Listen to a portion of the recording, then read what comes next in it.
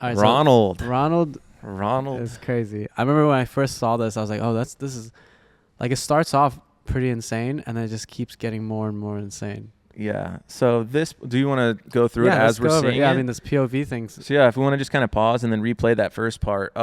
So when Jensen came to me first off with this idea, I'm reading through it and I'm like, okay, so this like hardcore Henry scene, and then then he gets thrown out of the car and he's performing while flipping through the air.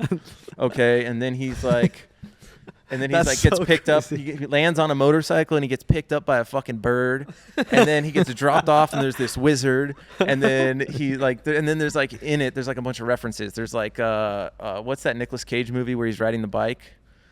Ghost Rider? Ghost Rider is like a reference for when he's on the bike. Hardcore Henry, and then there's like Matrix when he's in the building getting shot by the helicopter, and so he's like, I'm gonna go through like kind of all these scenes and like make them this one big epic rock video. Yeah. So yeah, that first scene we shot on a R6, Canon R6 on a helmet rig. Oh, nice. Yeah. It took us a shit ton of takes, obviously, to get this. They're like throwing people through windows. There's like, I don't think they weren't blanks. They were they're called non-guns.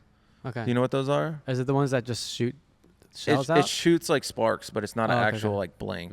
Yeah. So it's a lot quieter and stuff, and I don't think it can injure you. It's like, it's like those cold sparks. Yeah. And so yeah, we were going through that. We only had a certain amount of those that we could do. So I think we did like 20 takes of this. Wow. And I think this is probably one of like the first 5 Oh, that we used. So that was pretty cool. Also is trying to figure out like how to use this choreography, and like a lot of times the actor that's wearing the helmet, it's a stunt guy, like would pan his head before the guy flies out of the back of the vehicle. So we missed like that whole like him getting pulled out. So we're like, damn it, we got to stop, do it again. Yeah, because the stunt person in that scenario is the camera is the camera operator. Yeah. So it's you should just they do the don't- helmet on, bro. yeah, right. and punch all these guys. Yeah, dude. I'm curious. Exactly. Like, this is like a oneer, right? Essentially, like this whole first part section. yeah. How did you? What was like your approach for lighting this? All like- practical stuff. And Yeah. so we have like a bunch of practicals inside. I have aperture and finibars up at the top, just like with where the actual fixtures would be. So you still, like, if you pause and like look, there's like wires going to them, so it looks like realistic. Okay. There's some monitors there we had actually on a little bit of infinibar behind some of the stuff, and then a lot of it was actually coming from outside. So you'll see like those like sodium vapor lights pushing past, because we knew we were going to have them on a street driving down the road. So we did a huge line of infinibars going across and had those. Or no. I'm sorry. Those were here. If we go to that section, we could see it. What are those called? They're called Q. See it up there on the top? Oh. What is it? Color Force 72s. So those at the top right there. Oh, okay. And I wanted to use infinibars, but they wouldn't give us enough output, especially shooting on the R6 inside. Yeah. And also it's like milk plexi or something that's kind of On the side. But then right? the truck had clear windows on top. Oh, okay. But it was like super dirty and the dirt wouldn't come off, and it was like a thing. So I'm like, okay, so let's get, I don't know, I think we had like 8 of those, and so we had like some coming through the milk plexi and then some coming, I don't know if there's BTS of that setup. I think there is. And so yeah, we just ran a chase through those to get kind of that movement we were looking for.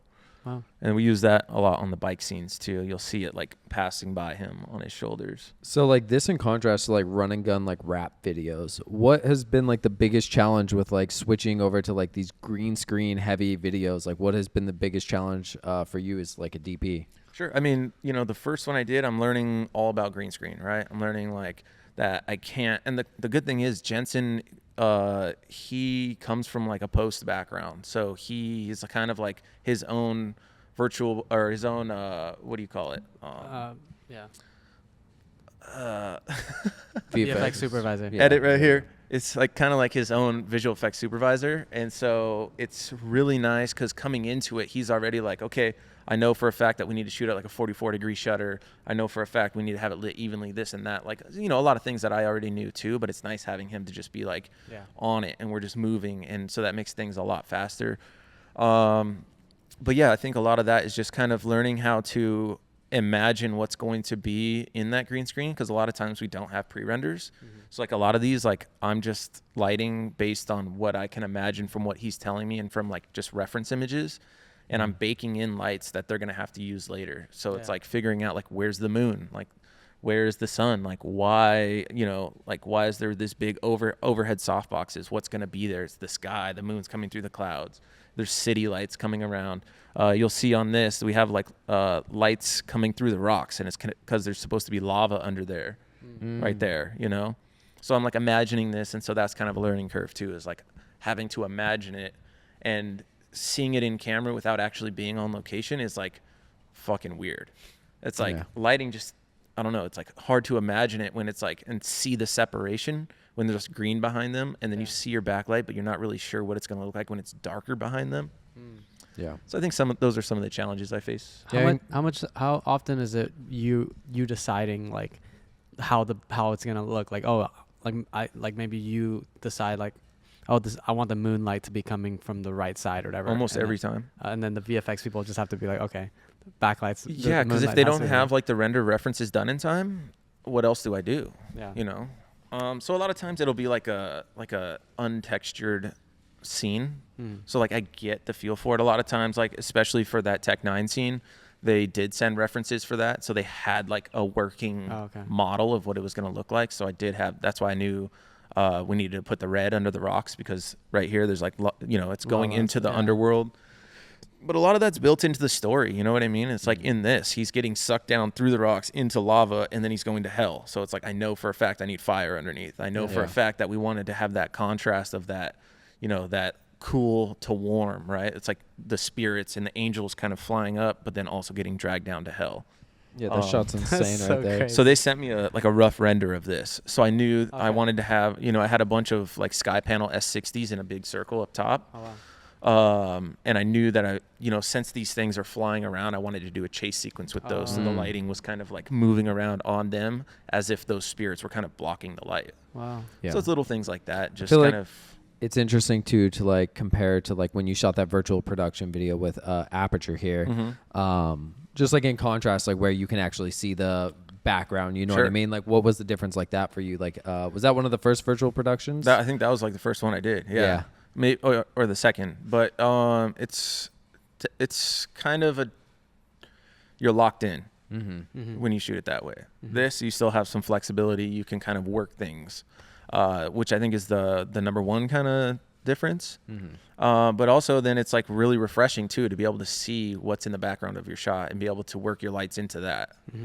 And I also feel like, I don't know, lighting, I feel like is kind of, it's difficult to light on a wall if you're too close to it, right? Because you don't want to flood the wall. And now also a lot of people are doing more like image-based lighting. So they're, you know, they have like a wall of tubes or something that are playing a video through it that matches, right? And so it's like a different approach, I feel like, entirely. It's like, yeah. So I think, I don't know what I like better yet. I'm kind of curious, like, because I've never done any shoots like with that much green screen where it's like full, like there's literally just a couple of rocks you guys had on the floor and that's all green. Like, is there specific things to look out for? I mean, I saw there's like camera, like little trackers and stuff you guys would put on the wall. And is there certain like shutter speeds or like certain things like you have to look out for? When So I mean, I think the main thing is like keeping separation. And so like making sure your green screen is lit to a certain brightness. It's not overexposed, because then, you know, it's hard to key. It's not underexposed, because then it's hard to key, you know, like keeping it in that, I don't know, like 40 to 50 IRE kind of range. But then also like you said, shutter speed, right? If there's too much motion blur, they're not going to get a good key, right? So keeping that separation, you can always add that motion blur back in post, right? Yeah. So a lot of times we'll shoot like all the way down to 44 degrees, which is like no motion blur. But also it helps in these rock videos when everything's so fucking intense. You kind of want that like jittery kind of vibe. What about like depth of field and stuff? Because there's trackers in the background. Like, so that's another thing that you can kind of manipulate, right? Because as long as your guy's in focus, you can kind of throw that depth of field in post as much as you want, and you can also kind of blur out, you know, in post as well. Like if you wanted like a tight shot, and you had to stop down to like an 8 or something like that to get enough depth of field for that background. You can always go in it. You're changing so much in post already, to add a little bit of depth of field or add a little bit of blur or something like that is not super hard.